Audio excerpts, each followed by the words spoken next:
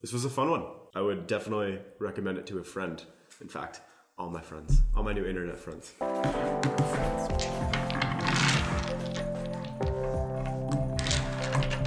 Hello and welcome to Verbal to Visual. I am your host, Doug Neill, here with my friend Austin Lewis. We're going to play a game today, a game using Rory's Story Cubes. Part 2. I hope you enjoyed our last video. Apparently you did, because we're making another one and we actually put it out there. In the last video, we played a game with a single story cube. Had a little bit of competition going on. Check that one out if you haven't seen it already. Today, we're doing a 2-die game. Okay, Austin, would you mind sharing with the lovely folks here what the rules of this game are? I would love to. Thank you. So the rules of this game are pretty simple. You've got 2 of these Rory Story cubes. And what you're going to do is you're going to roll them. And then you are going to combine your 2 images so that they become one image. You have to merge them together as a single image. Use your creativity to kind of blend them into one thing. And then you have to name that hybrid object that you have just created. Mm-hmm. I think we could probably explain what we mean, but I think we should just get into it and show them. I agree. Let's just jump right into it. Let's do it. All right, I'm going first. Okay, go for it. Okay, interesting. Very interesting.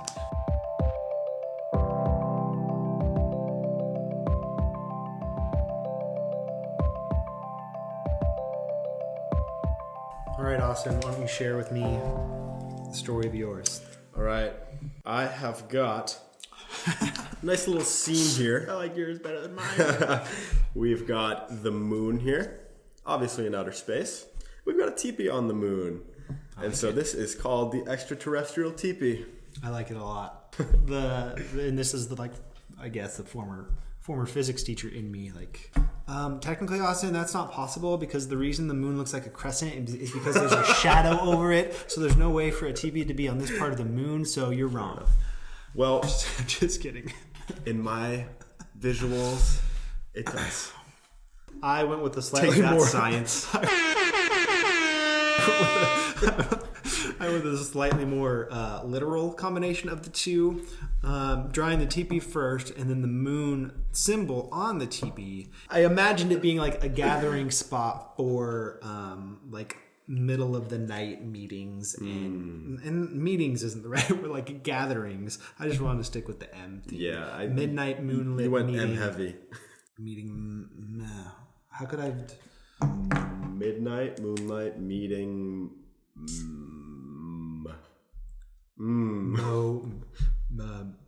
Meeting. What's a name for a location that starts with M? It doesn't exist. It has to exist. It has to exist. Comment below with a word.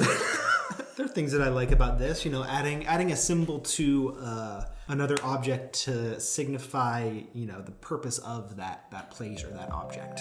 Round 2. Ooh, interesting.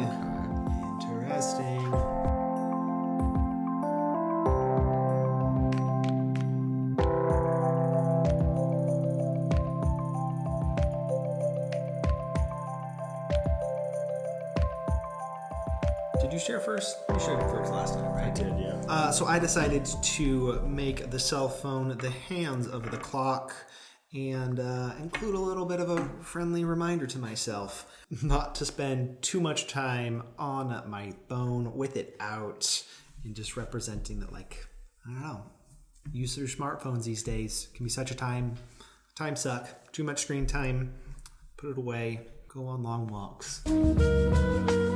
I think you followed the rules of the game, and I didn't. So, I saw a telephone. Yeah. And I drew a different telephone. Because I think that's okay.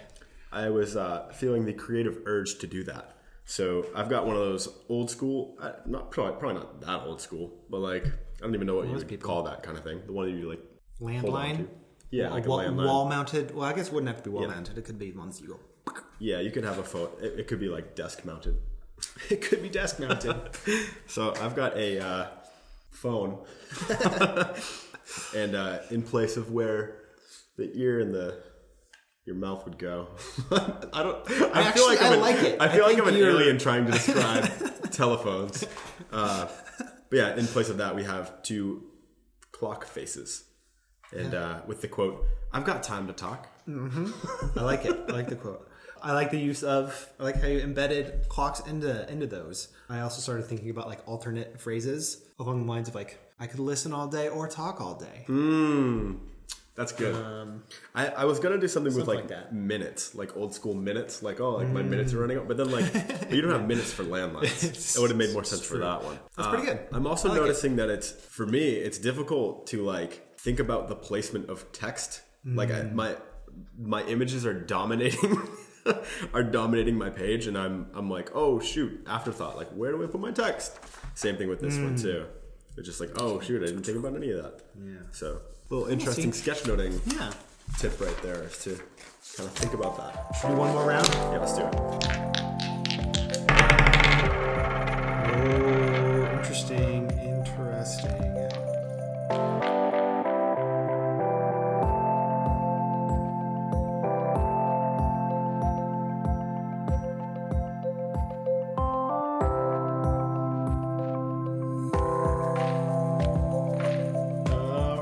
Awesome. You go first this time. All right, so I'm not too pleased with my drawing itself. I liked the concept of having like the little magnet bits at the end. I guess the whole thing is magnetic, but you know how it's got like dark and light, like the little pieces at the end? I was like, oh, this could be the dies. I ended up just coloring the whole thing in, and then I was like, wait, but I've got some weird 3-dimensionality, and then like just this 2-dimensionality. So I tried to fix it, but lesson learned for next time. I don't know what the lesson is, but just a little mistake there. And I was struggling with a name for this one, but I thought, okay, dice are lucky. This shape of a magnet kind of looks like a horseshoe. Horseshoes are lucky, so this is a lucky magnetic horseshoe. I like it. I almost went with the same theme of turning those ends, making those die, but I decided to combine them in a slightly different way. Put them right next to each other with the idea of this magical special magnet, more like special die that could in no way be used stealthily in a casino to get snake eyes, but the idea that when rolled, when the die are rolled near this special magnet, it would make them roll up snake eyes. I like it a lot, actually. So yeah, that was mine. Snake Eyes Magic Magnet.